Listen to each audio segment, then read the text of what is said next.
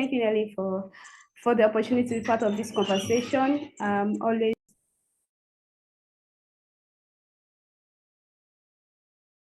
I think I muted myself, sorry. So thank you, Nelly, for the opportunity to be part of this conversation. I'm always happy to be part of discussions that are shaping Africa's development, especially in topics that are related to ensuring that no one goes to bed hungry. Yeah, so I don't think I need to say my name again. Let's move past the introduction and let's dive into this discussion, which is focusing on hunger and food insecurity in Africa. And there's no how we'll be having this conversation without knowing how deep it is and the current situation in Africa and how issues or strategies that we as Africans can use in solving this issue. So these are my presentation outline. I'll be talking about the current, what is food security, the current food security, state of food security in Africa, the numbers, why is this happening, and the current efforts and policies, the dimensions of food security, which are the pillars of food security, and why health observation matters in this conversation, and also my conclusion part. So what is food security? Globally, food security is defined according to the Food and Agriculture Organization of the United Nations as a situation in which all people at all times have access to physical, economic, and social access to sufficient, safe, and nutritious food that meets their dietary needs and preferences for an active life and healthy life. This means that food insecurity occurs when this access is compromised, and it manifests at different levels. It can be mild, which concerns more about whether would food still be available. You know, we have food is available already, but will it be available in the future? That's when it's mild. Can it be moderate? It's concerns about the food that are currently available. How quality are they? How nutritious are they? How safe are they to meet the healthy, the dietary preferences of people? And when we're talking about the severe level of food insecurity, we're talking about people or communities going days or more without eating. So when we're looking at food security, we're not just looking at about the empty plate. It encompasses a lot of things.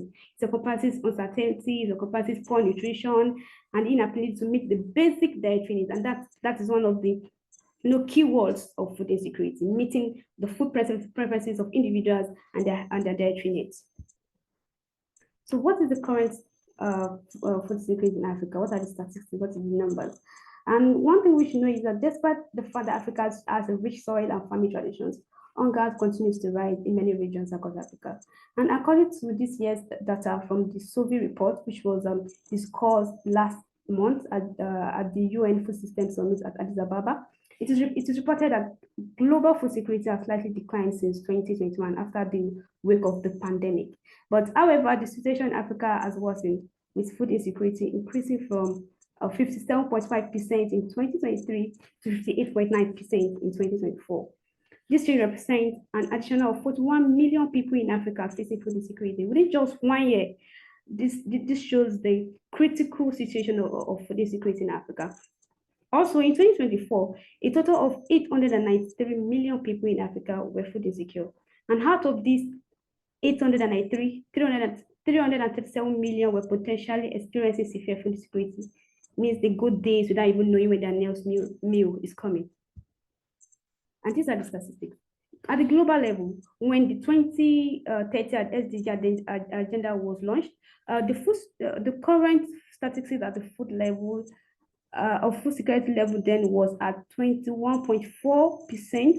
But during the pandemic, we can see that there's an increase there, which rises to 28.8%.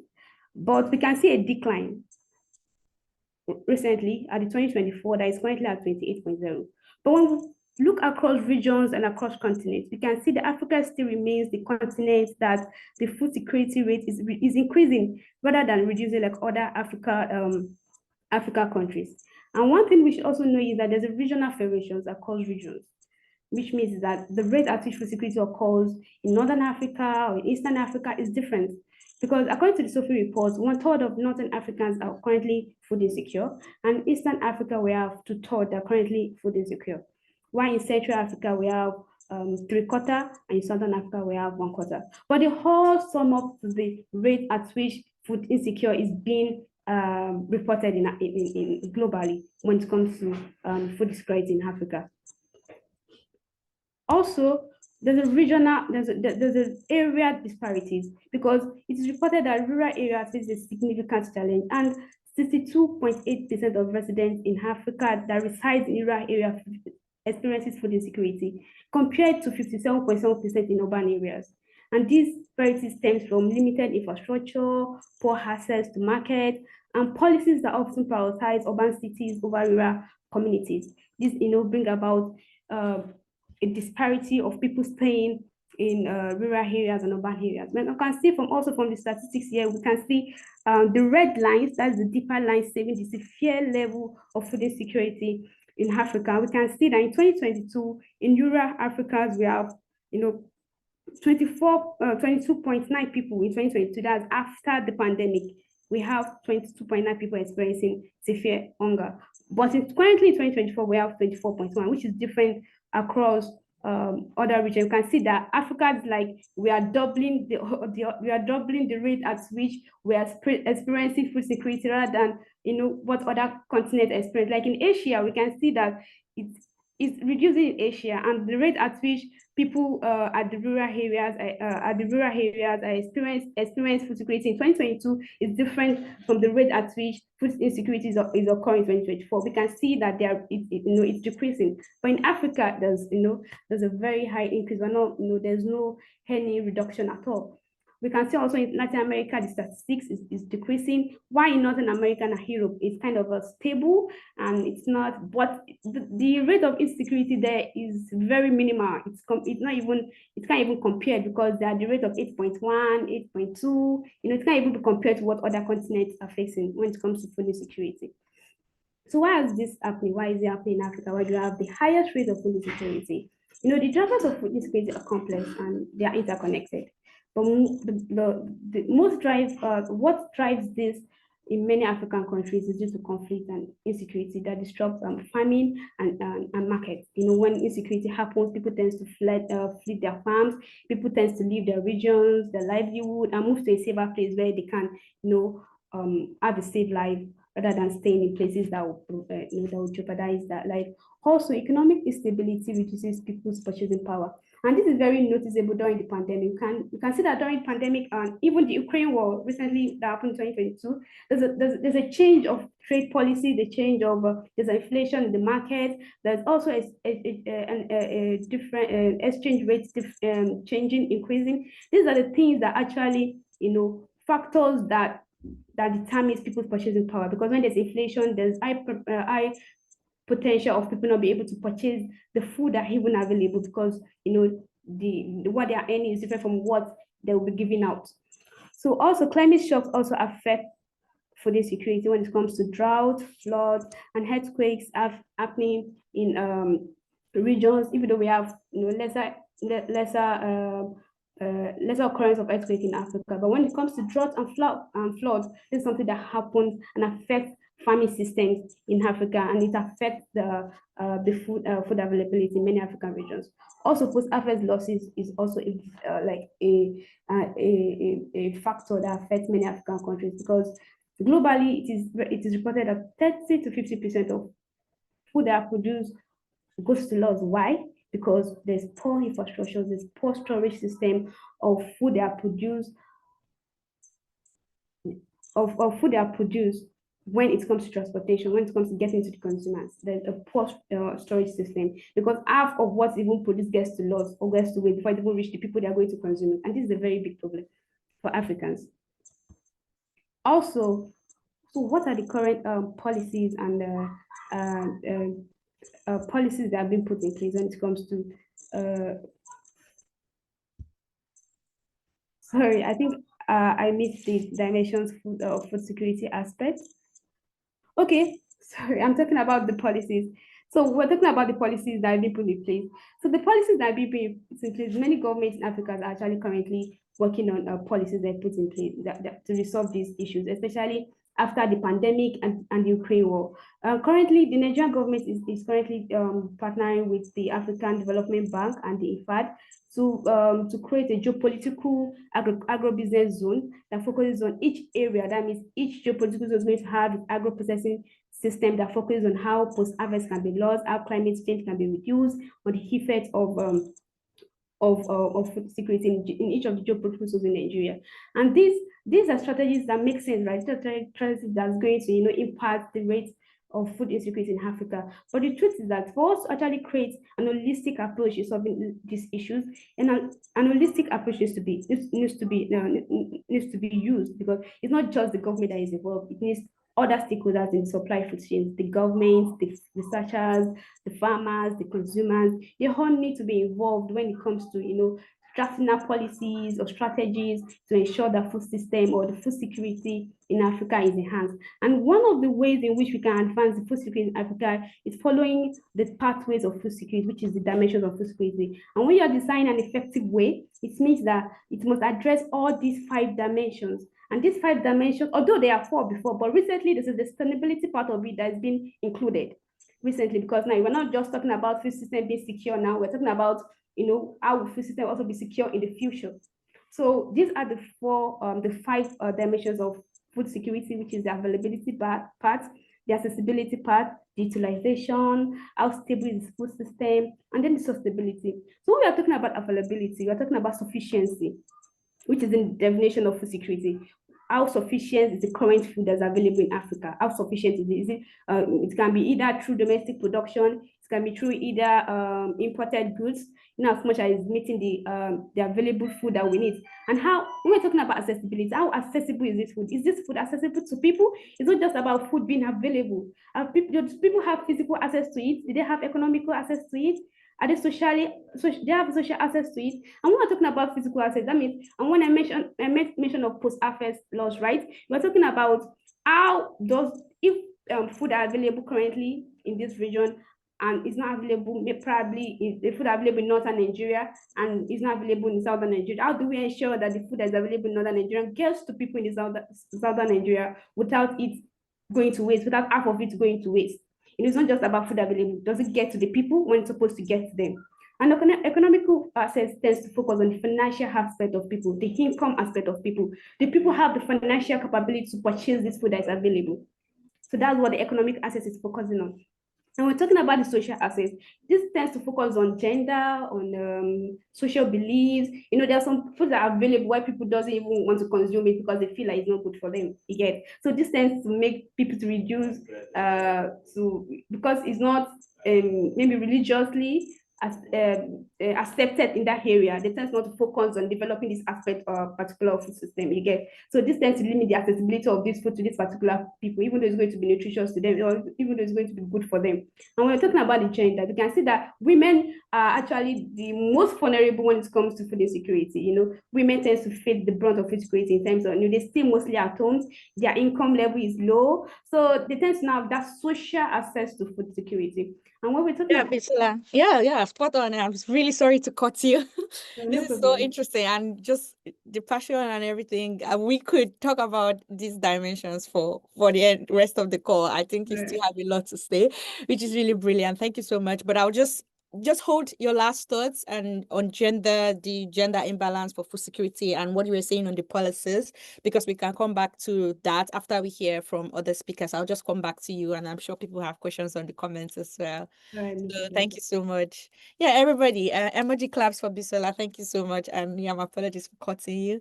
Yeah, but I'm coming back for you. Yeah. So quickly, we have to move on to the other part of the conversation, and Bisola has given us an excellent foundation. And I just want to say, Maheen, if you're ready to give your presentation and just build on some of the things Bisola have said, how do all of this, because it's so intense, relates to outer space technology and the work you do at the AOC? Thank you.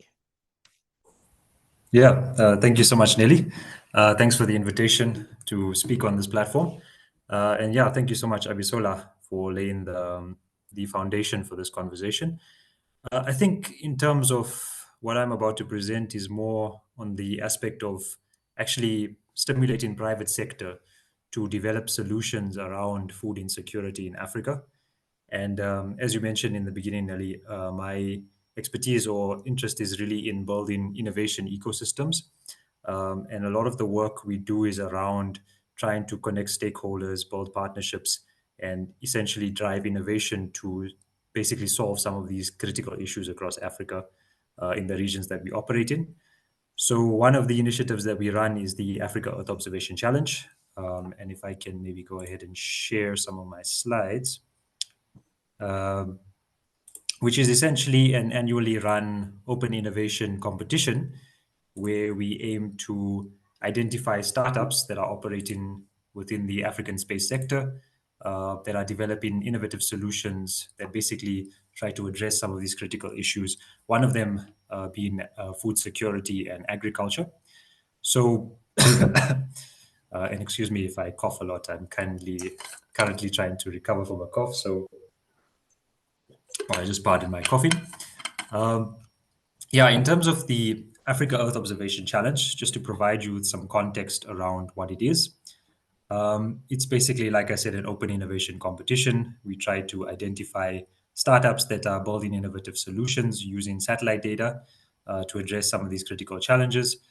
And every year, the initial phase of the challenge involves us coming together to design what's called a challenge brief, where we essentially look at some of the hot button topics, the critical thematic areas within the African context that require these innovations to be developed in. And over the years, it changes slightly, but what has been the mainstay in terms of thematic focus areas is essentially climate change, climate monitoring, rural and urban planning, and then, of course, agriculture and food security. So these are the kind of mainstays in terms of the thematic areas that we look at in the challenge over the past few years. And interestingly enough, I was reviewing the stats the other day on the AEOC for the last 5 years. And I noticed that close to 50% or half of the startups that have actually come through the program. So the way we run it is effectively we run an open call for startups to submit their solutions. We then shortlist some of the high potential startups. They get evaluated by expert judges, and then the top 9 finalists get selected to enter a final pitching event, which is hosted towards the end of the year. And I noticed that close to half of the submissions that we receive across these thematic areas are actually focused on the topic of agriculture and food security. So basically developing solutions around leveraging EO data to solve agricultural efficiency, things like enhancing crop monitoring, soil mapping, precision farming, which, by the way, not only uses EO data, but GNSS data. So in the sense of delivering precise geolocation and mapping for equipment guidance and things of that sort. So those are kind of like the innovations that we see coming out of the challenge every year. Now, the fact that we've historically received so many submissions from innovators developing solutions around agriculture is not really surprising, given that I think the agricultural ecosystem or sector in sub-Saharan Africa accounts for 20% of GDP, and I believe it employs around 40% of the population, at least in sub-Saharan Africa. So agriculture is really like the main driver of the economy here. And while there are a lot of challenges, this also presents a lot of opportunities. And that's why we're seeing a lot of innovators building solutions within the space to solve some of these critical issues that particularly smallholder farmers are facing. So that's another point, is that a lot of the innovations that we see coming out of the challenge are focused around assisting smallholder farmers with some of the major pain points. And then I'll also give you a snapshot of some of the startups that have come through to the final stages of the AEOC a bit later. But just in terms of pipeline, question around high impact startups.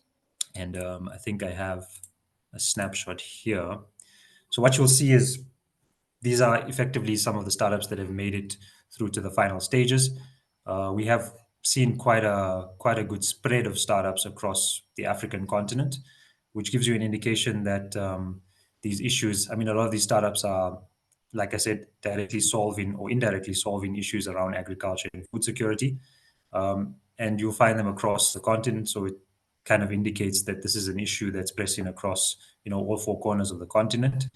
In terms of the actual solutions that they're developing, I can give some examples. So visual and AI solutions based in Egypt. They've basically developed this geospatial analytics platform that's called a virtual field probing technology, which is offering crop monitoring, crop mapping, disease detection, and weather warning systems for farmers to aid in essentially their cycles of fertilization, irrigation, and so forth. Another interesting one was Sotilma Farm, which is down in West Africa in Senegal. And they've basically built a solution that combines in situ, so on the ground IoT sensors and satellite data with advanced algorithms that essentially also target improved efficiency of irrigation processes. Another interesting one that we've identified is Kombuta, right here in South Africa, which is where I'm dialing in from. And they've essentially developed this energy efficient onboard data processing solution that processes large volumes of Earth observation data, making it more efficient to derive agricultural insights, so faster analyzing of crop and soil conditions that can be done directly in orbit without having to do the on-the-ground processing. So that could also be like a major game changer within the agricultural space as well. But there's one startup in particular that I'd like to maybe spotlight here, and they were in fact the winner of the 2022 Africa Earth Observation Challenge, and that is the agri-fintech startup that's operating in Kenya by the name of AgriBora. The reason I find them quite interesting is that they've developed this kind of integrated ecosystem with a whole suite of products that really addresses multiple pain points for smallholder farmers. And like I mentioned, smallholder farmers are something that comes up a lot in terms of the solutions that are developed because they really do form like the backbone of the African agricultural sector.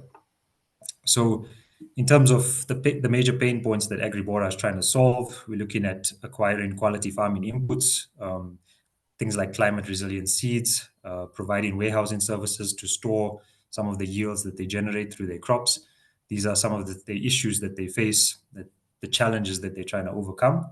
But I think one of the main challenges and one of the interesting points of AgriBora is the issue around accessing credit for farmers. So generally, banks and financial institutions, they often see smallholder farming in general as inherently risky because you can never really predict accurately what your yield is going to be like for a given season. And then you have this lingering effect of climate change, which also exacerbates this issue. So naturally, smallholder farmers have found it quite challenging to access things like credit and loans, because they don't really have the collateral and the actual credit history to then go to these financial institutions and access this credit. So one of the core offerings of AgriBora, I think one of the core products that they offer is effectively this credit recommendation solution, which is called AgriCopa, that incorporates Earth observation data with blockchain technology. So in this sense, the EO satellite imagery provides insights on basic characteristics of the farm, so like the field size, the crop health, historical yields.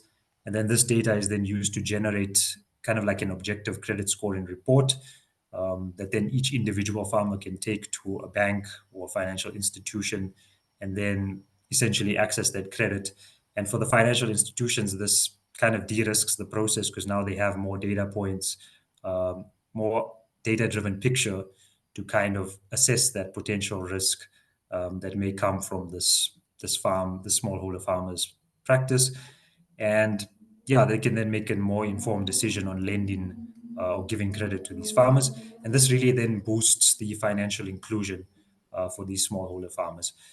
So I think AgriBora operates very much in Kenya, where there's a massive opportunity. I mean, it's estimated there's around 7 million smallholder farmers in Kenya alone.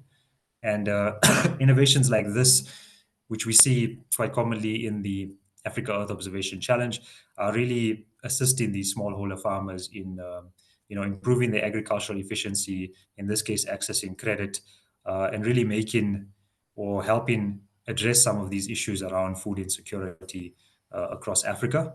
And I think given that the private sector is going to be quite a mainstay in the space ecosystem in the near future. It's important that we develop these kind of programs like the Africa Earth Observation Challenge to unearth these innovations and provide them with the necessary tools that they need to scale up and really empower their communities to then go out and solve this issue around food security and combat the issue of hunger in Africa, which I think is a pretty intense problem at the moment. These are just some of the standout innovations that I wanted to present as part of the AEOC.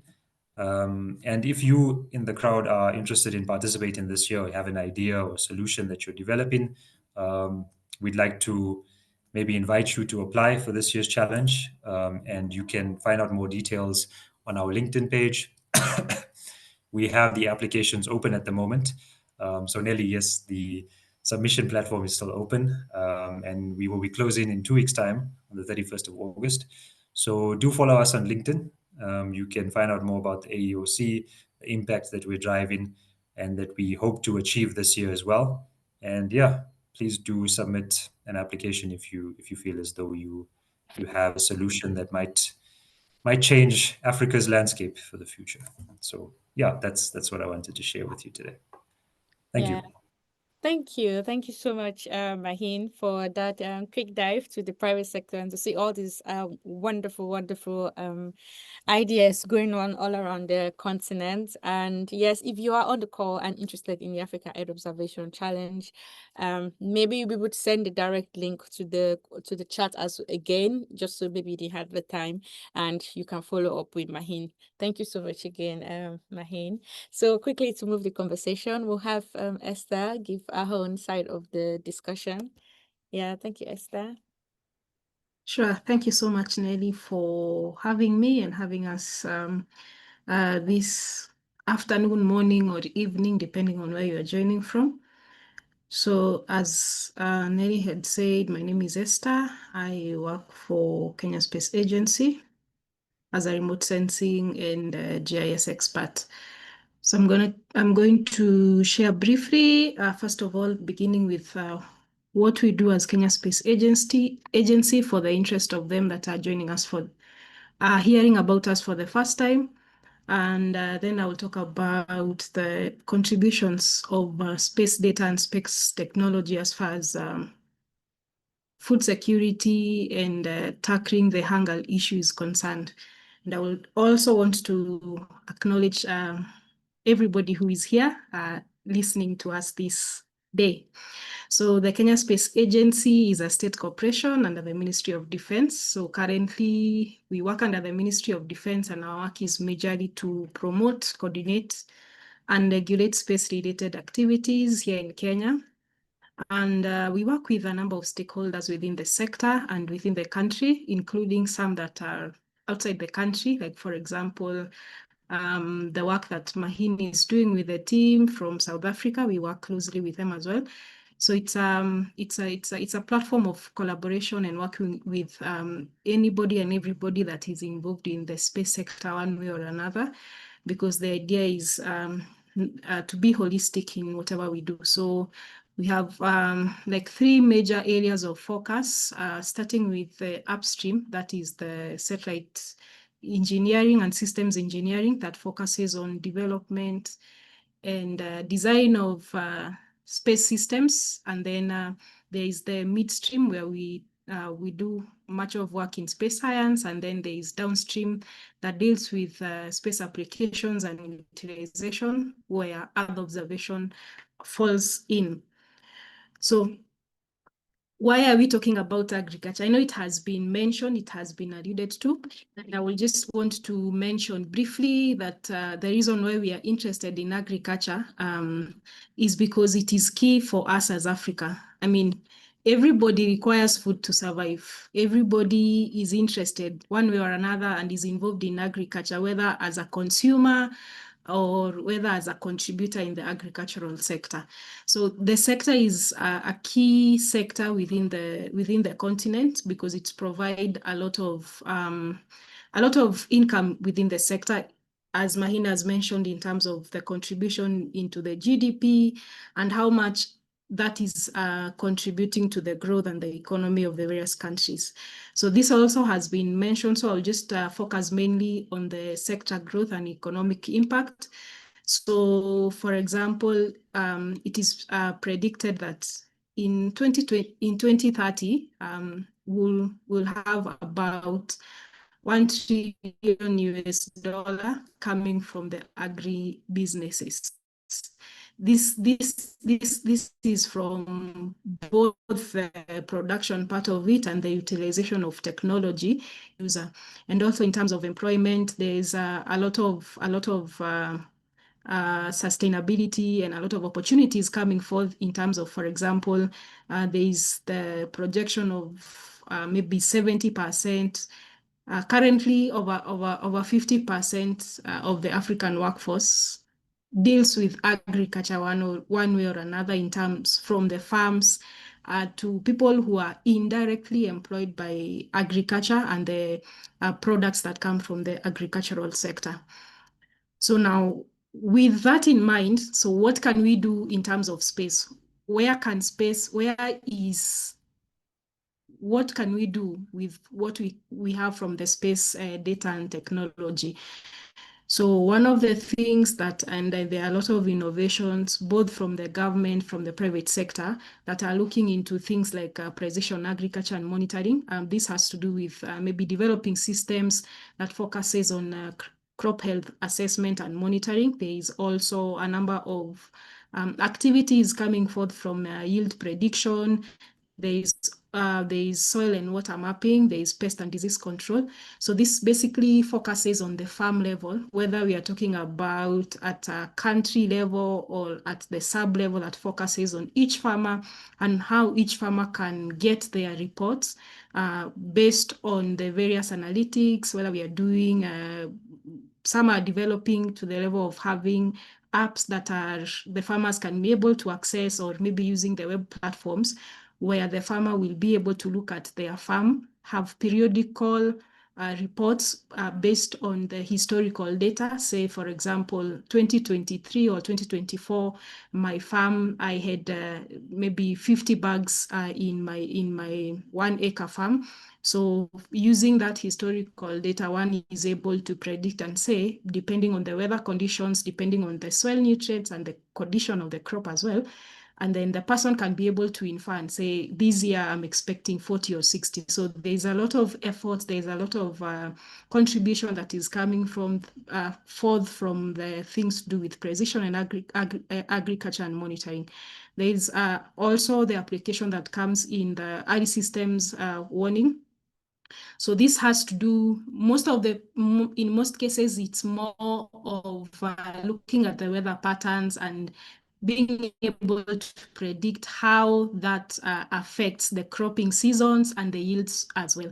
So you look at the weather patterns maybe from about 20 or 30 years ago, and then you're able to draw a relationship from whatever you have learned and say, for example, if because we have experienced this amount of rainfall, we can get ready and prepare for such and such.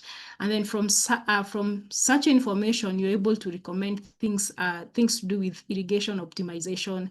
You're able to give insights to the farmer that they can use and make sure that their experience is not only dependent on, say, for example, rainfall, but there are other ways they can be able to sustain their livelihood using, say, irrigation practices.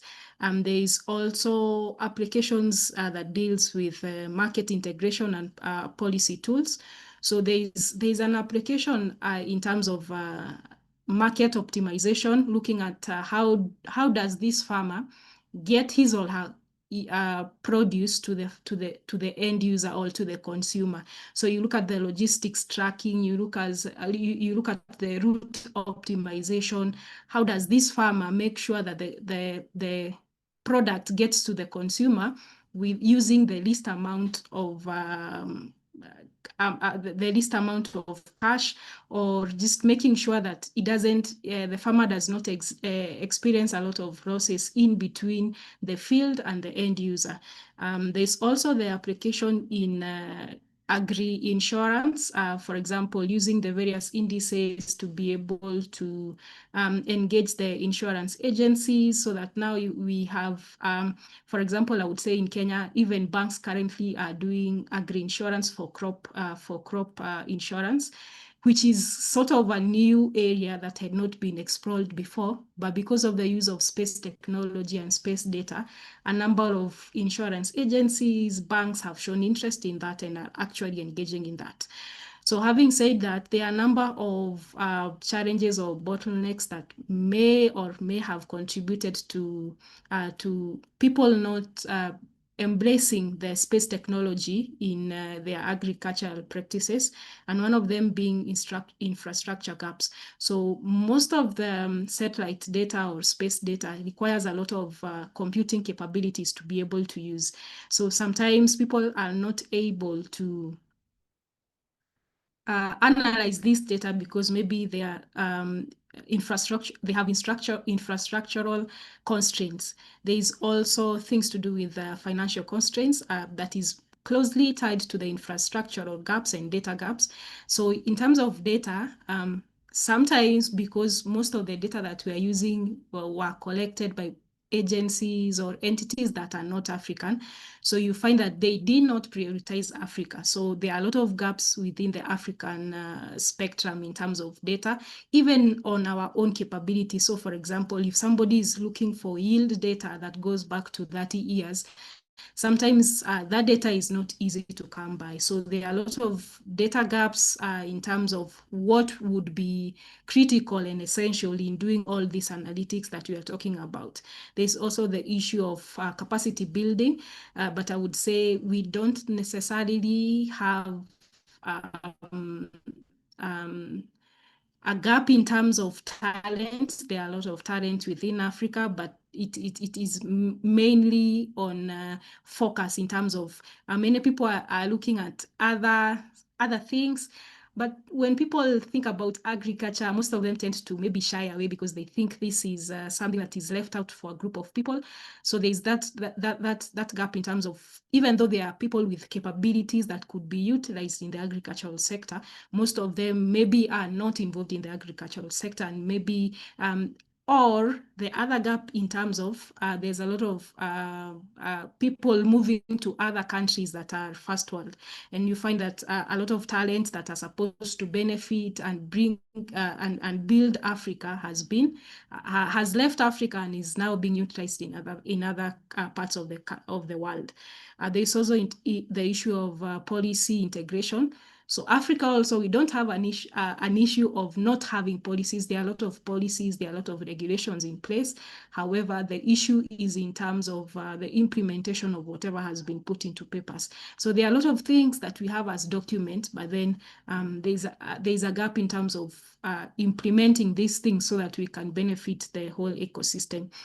So this slide here, I put it because somebody might be asking, why are we talking about innovating for solutions as Africans? So there are a lot of solutions out there, but you realize that most of the models, most of the products, even most of the maps that are being used by Africa right now to make decisions, most of them are not developed in Africa. And this poses a lot of constraints and challenges for Africa, for example, because if a model is not trained within the African spectrum, it means that it's more or less likely to give data that is not accurate. For example, whatever I have on the screen was on the basics, the land use land cover analysis, which anybody in the sector would agree that is like more or less one of the simplest analysis that you can do, the land use land cover. Yet in some countries, we don't have land use land cover maps that covers the whole country, or that a country has agreed on as a country and can put forth as, this is our 2022, this is our 2024 land cover land use. So for example, in this case, you can see, even though we are all looking at one area, in this case being Mathioya, which is an area within Murang'a County in Kenya, everybody had different outputs from it. And you can tell that some of them are way off, some of them have tried to capture the actual details, and some of them have, and this poses a challenge to us, an opportunity as well, because it means if we want to have accurate products that we can use for our decision makings, it calls for us to develop those solutions so that we can train them with our data. We can develop them with the context of how we want to utilize them based on the various needs that we have, and then use that data which is accurate for us, which is contextually correct for us, and trained with our data, so that now we are able to say with confidence, this is our product, this is what we can do, and this is what we can get from that data. So lastly, on a bigger spectrum, so we are talking about agriculture, but as anchor partners of Africa Earth Observation Challenge, I would also want to highlight other applications of Earth observation data.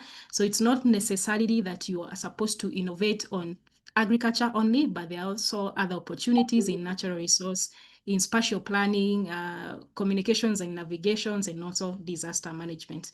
So thank you so much. Wow, thank you so much, Esther, for just taking us through exactly how Earth observation is instrumental to solving the food insecurity and contributing to agriculture in Africa. Thank you very much, and I'll come back to you. I have some questions, and I'm sure in the audience some people might have a question, so thank you. And for final solo presentation, before we go to the discussion and panel session, I'd like to call Mpho, if you're ready. Yes. Hey, great. I see you. Thank you. Thank you, Nelly. Please just allow me to share my presentation. Just to confirm, you can see my presentation, right? Yes, I can. Looks good. Okay, great. Thank you very much for this opportunity to present. My name is Mpho Sadiki, and I'm from Digital Earth Africa, and I'm an Earth observation data scientist, as I was introduced earlier.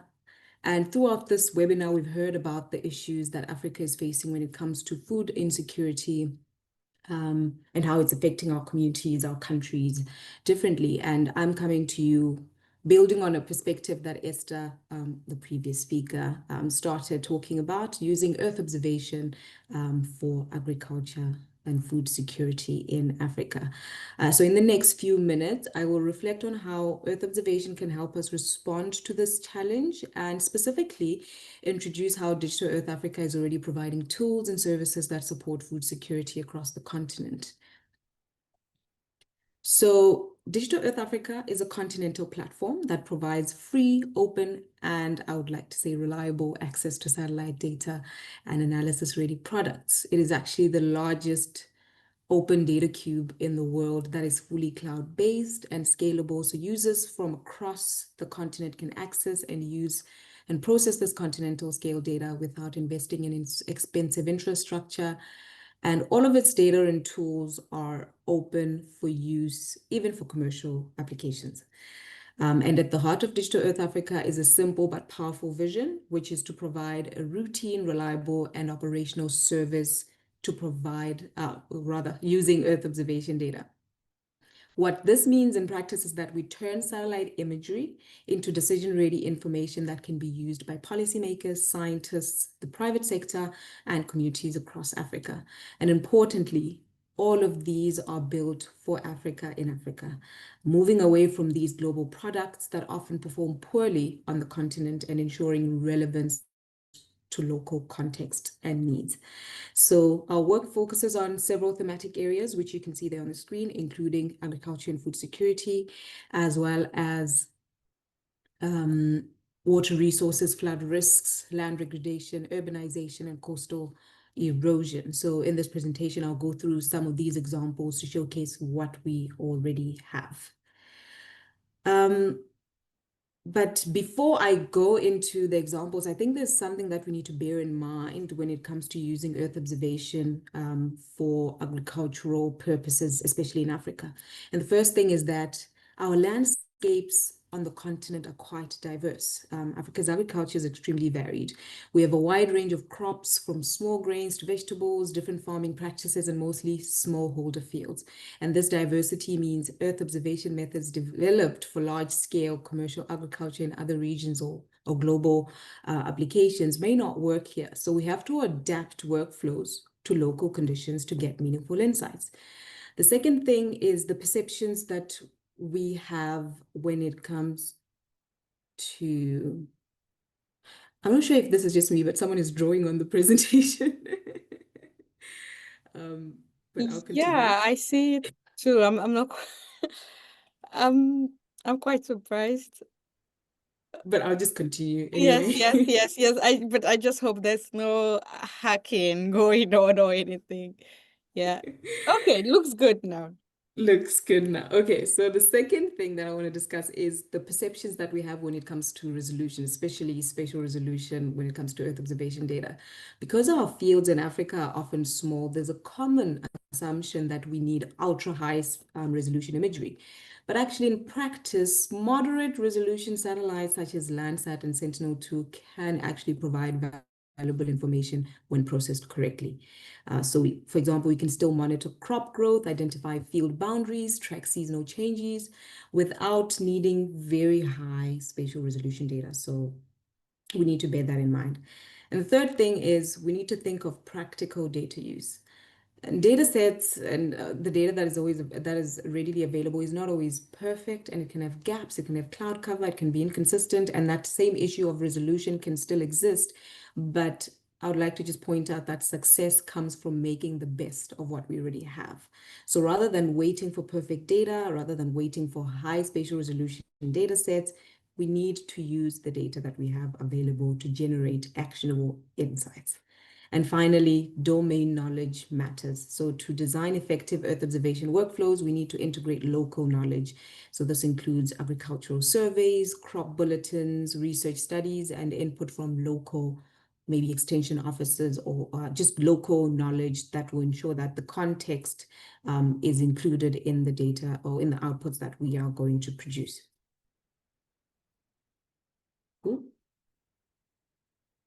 So having looked at all those challenges that are around diverse landscapes, resolutions, and practical data limitations, and the need for local voices, it is important to also know how Digital Earth Africa tackles some of these, especially the human and context side of it. And this is where our distributed operational model comes through. We actively engage with diverse communities, we listen to different voices, and all of our tools, products, services, they're co-designed with stakeholders across Africa. So it's not just what Digital Earth Africa wants to do, but rather we're listening to the voices of the people on the continent to hear what is required and how we can actually go about doing that. So by doing this, we ensure that our products are relevant, they're usable, and they're directly connected to the needs of policymakers, scientists, and local communities. So with that context, let's now look at some of the key products and services that Digital Earth Africa provides to monitor agriculture, water, and land, all of this in the name of food security. So what I would just like to highlight is the fact that Digital Earth Africa thrives on building what we call continental scale services. So these are products or services that cover the entire continent of Africa that we make readily available as decision-ready products. Like I said, they're designed at a continental scale, but they remain locally relevant. This means that while we provide these insights across the entire continent, the outputs can still inform decisions in specific regions, communities, and or sectors such as agriculture, water management, and land use planning. And on this slide, I've highlighted a few, which include our geomads, which are cloud-free composites from Sentinel and Landsat. We have our water observation from space, which tracks water availability and dynamics. We have our fractional cover, which monitors vegetation cover. We have the water bodies, which keeps track of surface water extent of lakes, rivers, and wetlands. We have coastline monitoring. These are just a few of what we have available, and I'll actually go into a little bit of a detail for some of them that are specific to food security. The first one that I would like to highlight is the cropland mask. It's a continental map that we have. It's only for 2019, but it does still give you an idea at 10-meter spatial resolution, as it is derived from Sentinel-2, of where fields are located on the continent. And this is a product that is actually designed to work specifically for Africa, small and irregular shaped fields. So together with other products, you can actually use this to get more information on the cropping practices on the continent.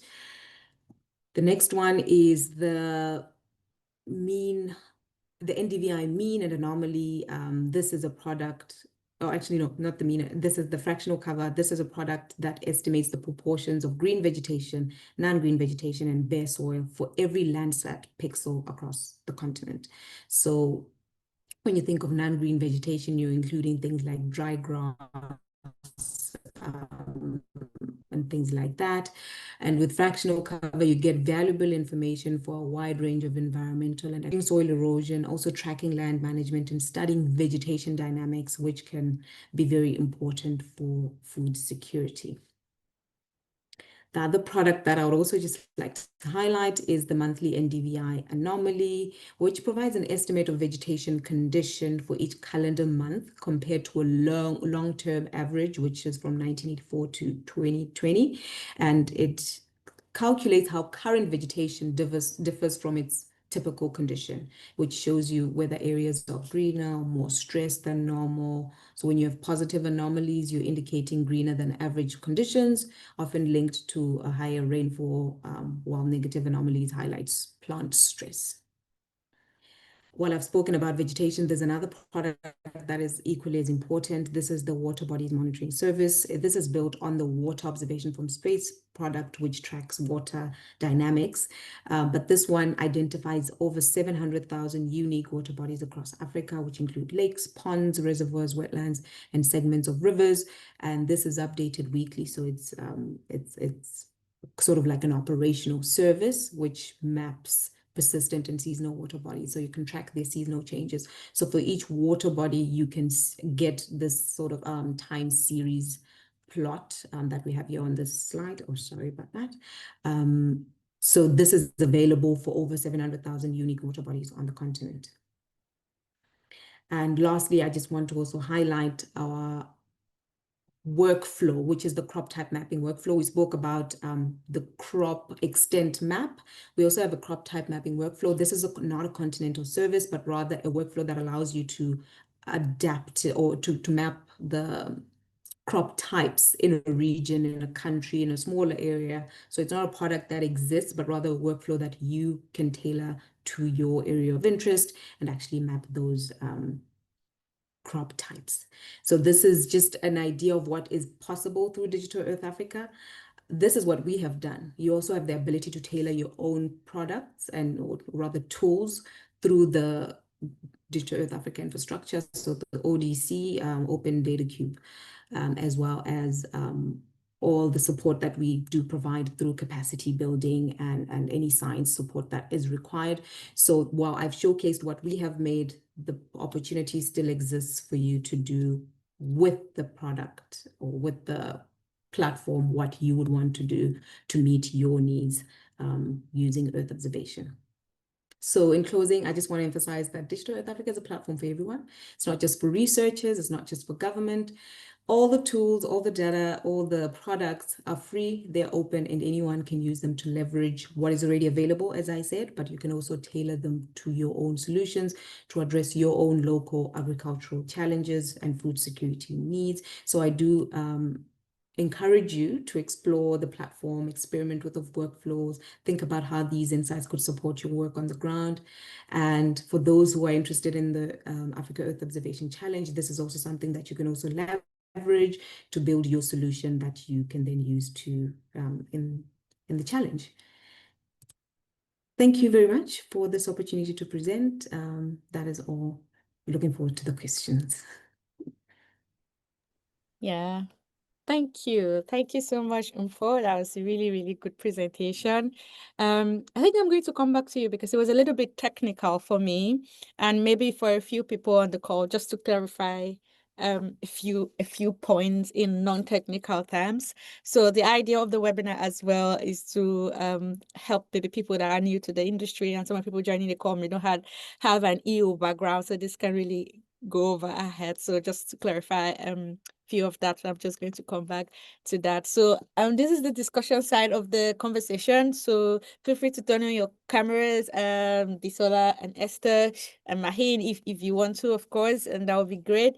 And if you have any question on the call, please just raise your hands and let us know, or send a question to the chat. I'll try to be looking out for your questions for your questions now. David, did you send something on the chat? Okay, it's the second.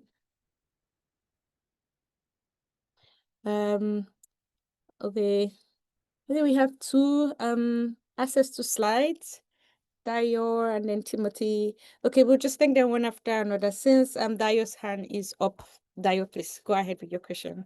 And I have some of mine too, so go ahead, Dayo. All right, good afternoon. Good afternoon. Thank you for this and for this webinar. And thank you so much to all the presenters. Yeah, my question is, how do our local farmers take advantage of this technology? Our local farmers are not the tech people, they are the ODs. They don't know all the plenty English that we are talking about. How would they benefit from this kind of technology advancement that is available for them? Thank you. Thank you. I'm just going to quickly pass that question to Maheen. Since you work directly with like businesses on the ground and maybe you're a bit familiar with how they have access to farmers, you want to take that, and then would go to the chat and for Timothy's question. Thank you, Maheen. Yeah, no, thanks so much for that question as well. I think, excuse me, in terms of what I've seen, at least with the startups that have come through, and particularly the one that I spotlighted, which was AgriBora, what you see is effectively a very big problem around digital adoption.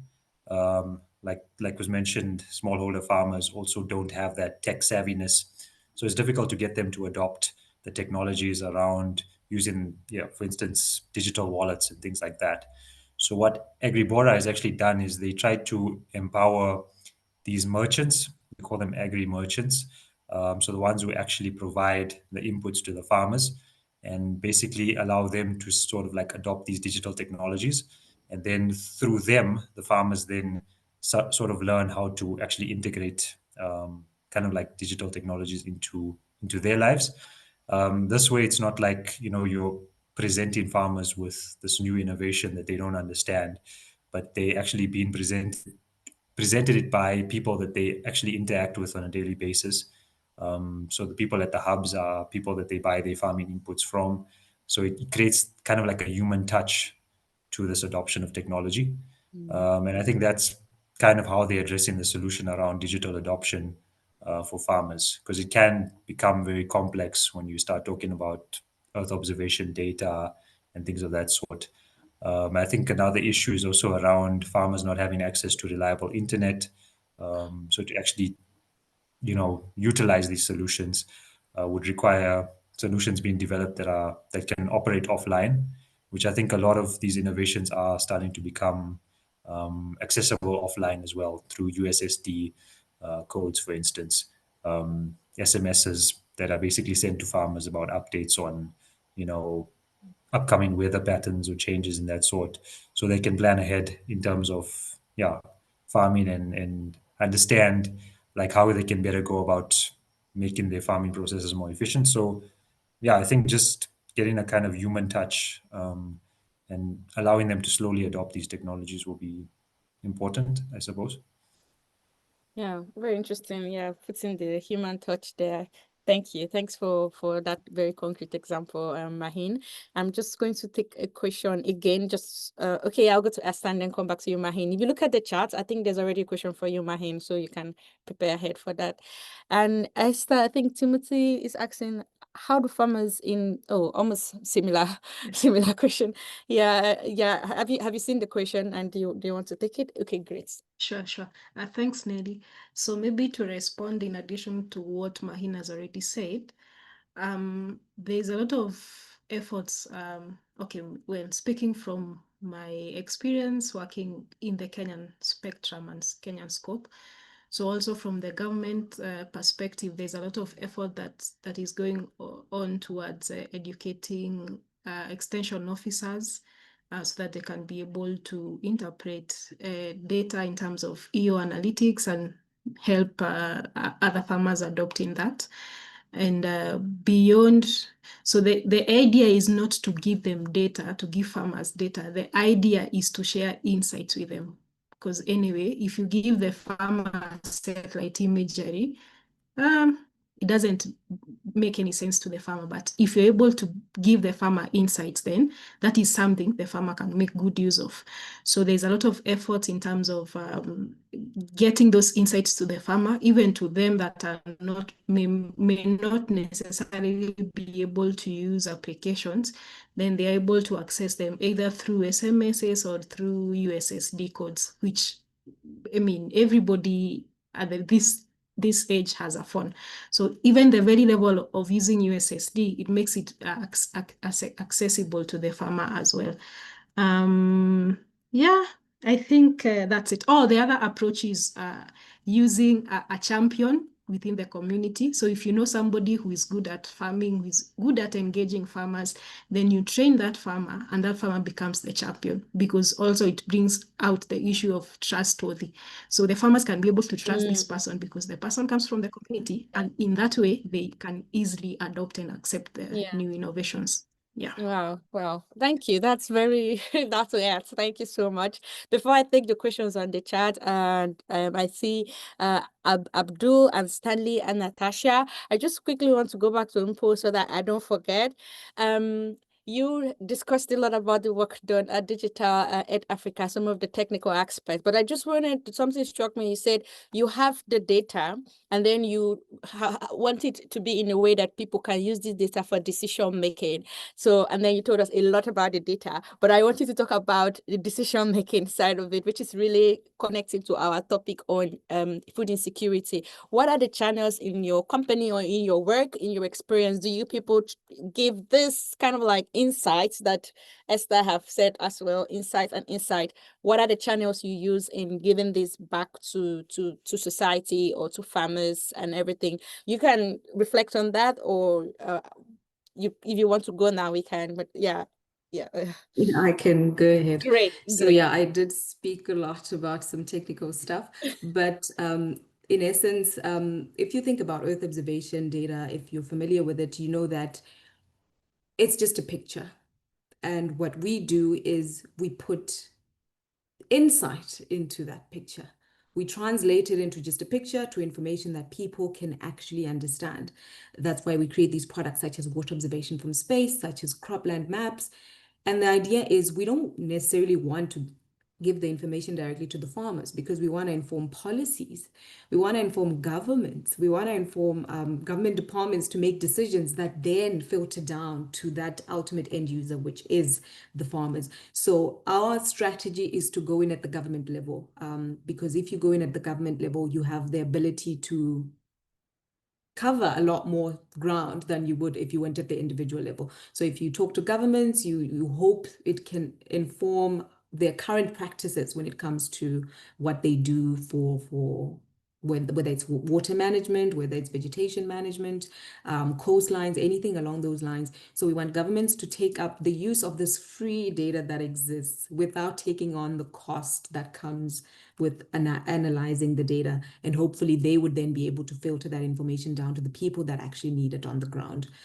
So Yeah, that's how we go brilliant. Like, about I it. get the picture now clearly. Thank you so much. I know it seemed a little bit of a very tribal question, but I was trying to connect. So I see an interesting dynamic here where a lot of the startups that Maheen talked about work directly with the farmers, with the people doing the work, but you work more at the policy level. So this really cuts across.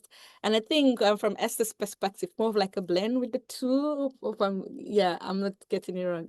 Thank you. I mean, also with what Maheen said, we do still want, if there's organizations, NGOs, anyone that has that ability to have that reach, we want to reach those people to actually filter down the information as well.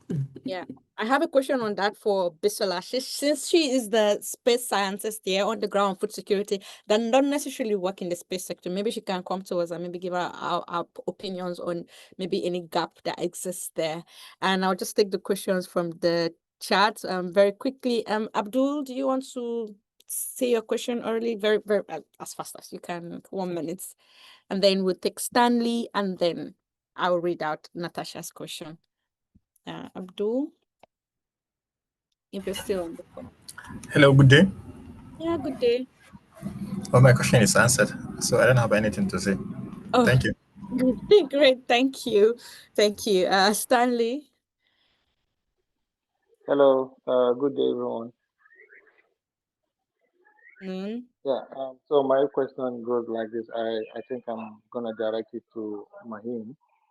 He mentioned about weather predictions and or weather patterns to these farmers in preparation for potential or unprecedented climate risks.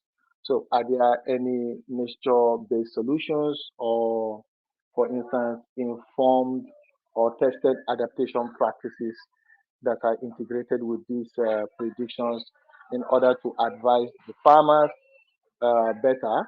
Or are these farmers only going to focus on maybe their traditional knowledges in the face of this unprecedented climate risks?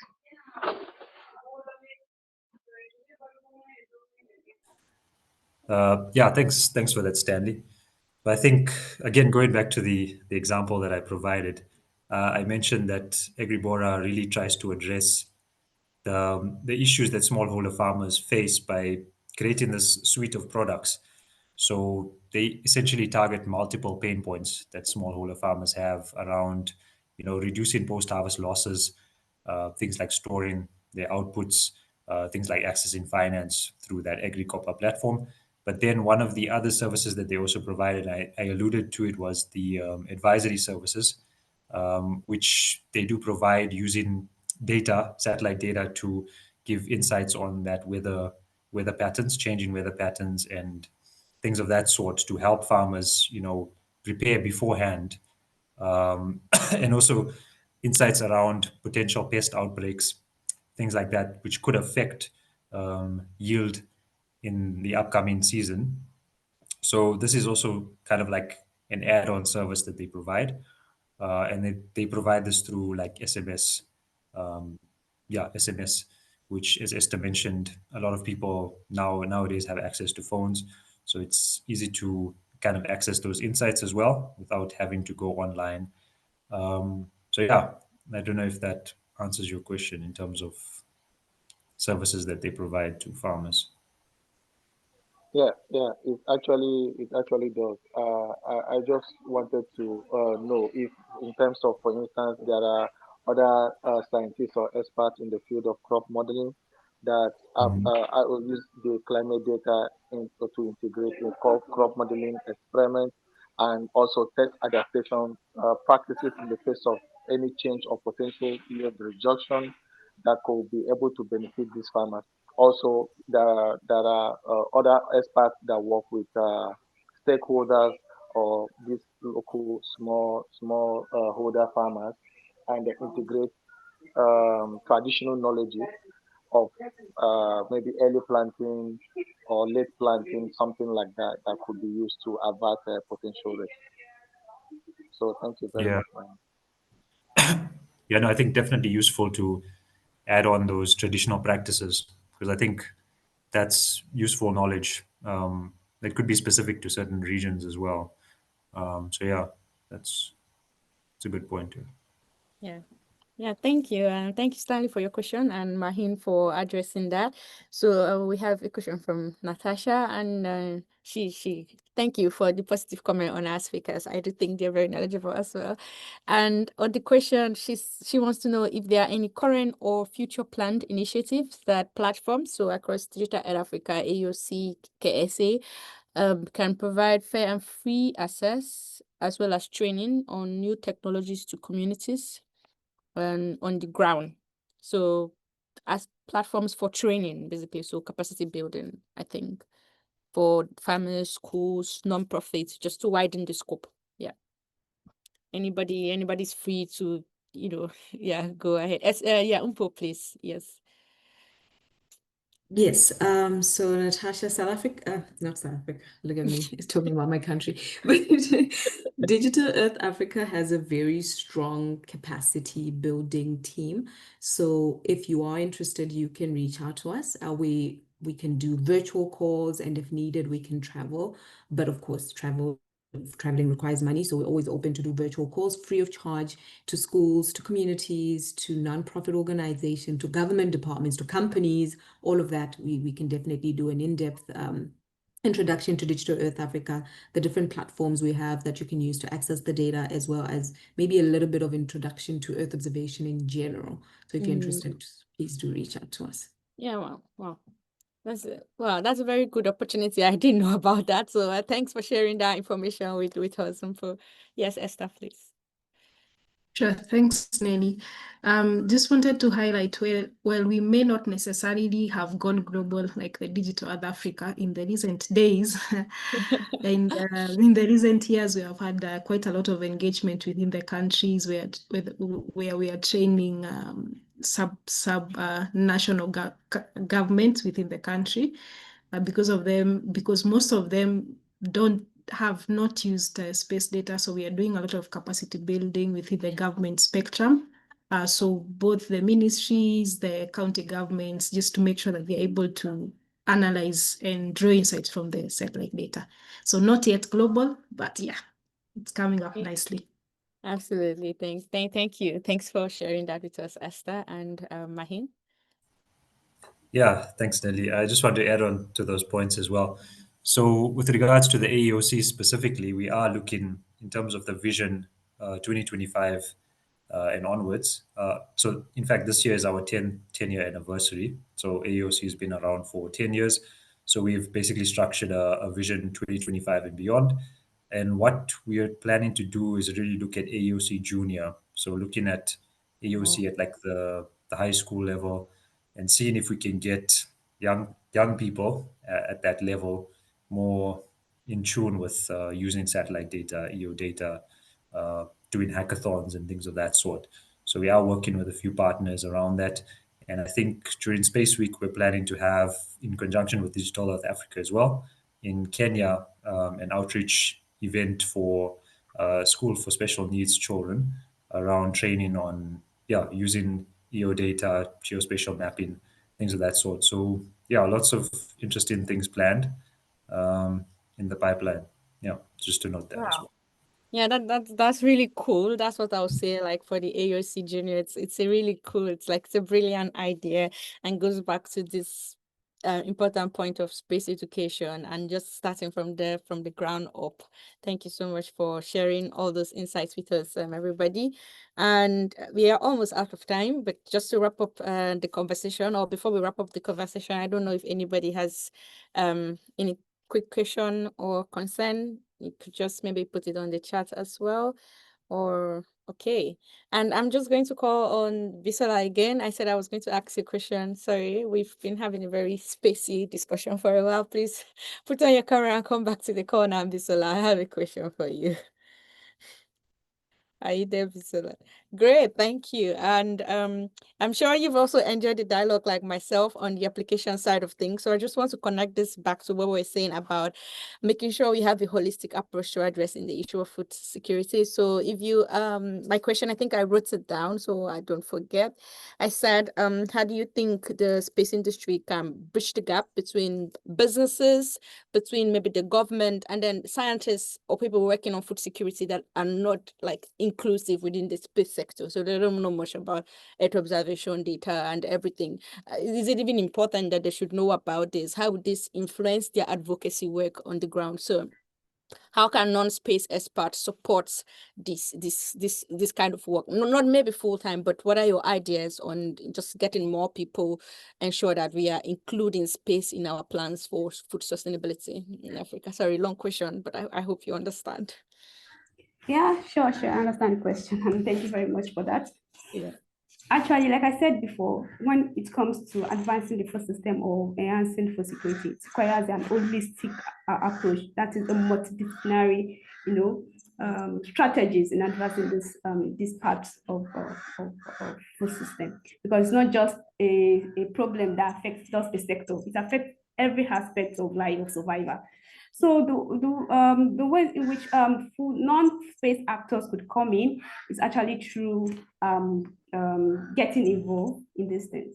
Like I remember when Esther says that even in rural areas, we don't have people who know much about data or about observations. Governments could bring up policies that would probably pick up a champion that could probably train on these things. And the fact that they already have this knowledge can actually pass down to farmers or other stakeholders who are not in this aspect, but through these trainings, they could have access to this knowledge, and through that, they could implement it to develop strategies that are space related that could advance food security. So it's not just about creating the policies. It's about government bringing down the implementation down to the people that don't really have the knowledge, that don't really know about these things, but they are bringing down the knowledge. They are bringing down the space aspects of the Earth observation, because observation is more than just it's not just covering the data part. It's also advancing it through telling people how they could monitor their health, how they could maximize their yield, how they could know when to harvest and when not to, and this is going to contribute to the availability of food. So when we're talking about non-space actors getting involved, it's about them. It's about government implementing policies that will train people, not space actors, that have this knowledge there, but implementing it to farmers and rural areas, because rural areas are the ones that are most affected in this aspect. So the policies that the government needs to be implementing is how to bring this data, this health observation, this information down to the rural communities, so that it's easier for them to implement it at the grassroots level. So that's it. Brilliant. I think for me, from the conversation in the past an hour, 30 minutes, is that there's a value chain. There's a very systemic value chain for us food security, at least from the perspective of the space sector. But the space sector itself does not have like all the workforce to implement this data or these policies or these insights reach on the ground. We need like every day like other people to be aware of this, so that they can also support in their own maybe not like traditional means, like someone have said, in including or integrating other traditional means of communications. If they have town halls, who would announce, who would tell people that, oh, this kind of app is now available for you to maybe download or browse, or how do you subscribe to this USSD code? I don't think like the entire space workforce will be able to do that. That's why it's very good to have cross-sectoral discussions. I think that's my own 1 cent to this conversation, that I'm not an expert, but it's quite important for us to have a cross-sectoral discussion to see how we can get everybody involved, or at least the people working within the food security ecosystem. That's my own point. Yeah, thank you so much, everybody. So I'm going to take parting and closing words from all our speakers while I'm sharing my screen. So I'll just start with Maheen, and then we'll go to Esther, and then Mpho, and then maybe back to you, Iradat. Any parting words, any closing word? What do you want to see in the future for food security in Africa? What are your thoughts on that? What's your vision? What's your desire to see in this sector? One thing, you can't mention more than one. It's capacity building, infrastructure, anything. Let's get your parting words. Thank you. Thanks so much, Nelly. It's been a very informative discussion. I think, yeah, I mean, just in terms of the vision, to really see a food secure Africa. And yeah, I think really based on my experience working in the sector for the past few years, I think the private sector is really going to play a crucial role in that. And yeah, just empowering innovators and startups that are solving these critical issues around food security is going to be vital. And so, yeah, I'd love to see how we at the AEOC can assist these innovators and help them, you know, grow and solve this critical issue. Yeah. Thank you. Thank you, Maheen. And Esther? Thank you, Nelly. So I would say the government majorly works as a stimulant or an enabler in the ecosystem, so that we can give a conducive environment where everybody can be able to innovate. And it is important to highlight that because there is a lot of expertise that goes into innovating, say, for agriculture, there is need for collaborations and partnerships, so that you can get somebody who is in agronomy, you can get somebody who is a specialist in weather, you can get somebody who is a specialist in machine learning and sort. And then when you come together, you're able to build a solution that can be impactful and help the end user. So, I mean, we are open to having those collaborations, discussions. Come to us if you're also interested in knowing about African Earth observation and you're based in Kenya. You can talk to us about it, or any other Earth observation or space application that you would be interested to know about. And thank you for having us, and thank you everybody for listening to us this afternoon. Yeah. Thank you. Thank you so much, Esther. And Mpho? I think from the Digital Earth Africa perspective, we want to see African science and African innovation enabled in the future. We want to see solutions for Africans from Africa. So we're hoping that Digital Earth Africa will be that platform that, that first stepping stone that you can jump onto to get that going and grow bigger and create much, much bigger things that Africa can benefit from. Yeah, thank you. Thank you so much, Mpho. And Bisola, I'm back to you again. Yeah.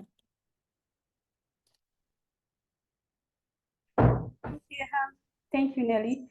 I think with today's discussion, we've seen the urgency behind food security in Africa, and we've seen how health observation could help solve issues related to food insecurity.